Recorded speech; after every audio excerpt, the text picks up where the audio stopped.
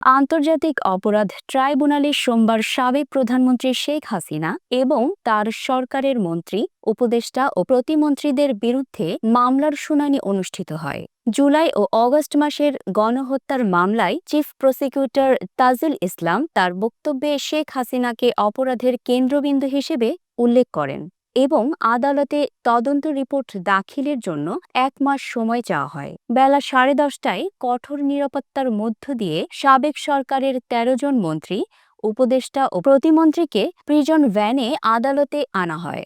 আদালত কক্ষে কাঠগড়ায় দাঁড়ানো আসামিদের মধ্যে উপস্থিত ছিলেন আনিসুল হক, সালমান এফ রহমান, রাশেদ খান মেনন, হাসানুল হক ইনু, কামাল আহমেদ মজুমদার সহ আরও কয়েকজন। তবে দীপুমণিকে কাঠগড়ার বাইরে একটি চেয়ারে বসে থাকতে দেখা যায়। চিফ প্রসিকিউটর তার বক্তব্যে দাবি করেন, শেখ হাসিনা তার শাসনামলে মানবতাবিরোধী অপরাধ এবং গণহত্যার মতো জঘন্য অপরাধ সংঘটিত করেছেন। এই প্রসঙ্গে তিনি উল্লেখ করেন, বিডিআর হত্যাকাণ্ড, শাপলা চত্বরের ঘটনা এবং সাম্প্রতিক জুলাই-অগাস্টের সহিংসতা।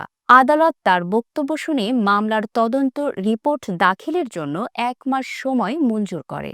শুনানির সময় আদালত প্রাঙ্গণ ও কক্ষে ছিল সাংবাদিক, আইনজীবী ও সংশ্লিষ্টদের উপস্থিতিতে কানায় কানায় পরিপূর্ণ।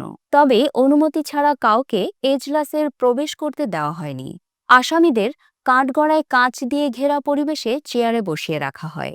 চিফ প্রসিকিউটর তাজুল ইসলাম আদালতকে জানান, শেখ হাসিনা বর্তমানে ভারতে অবস্থান করছেন বলে ধারণা করা হচ্ছে। তাকে দেশে ফিরিয়ে আনতে ইন্টারপোলের রেড নোটিশ জারির প্রক্রিয়া শুরু হয়েছে।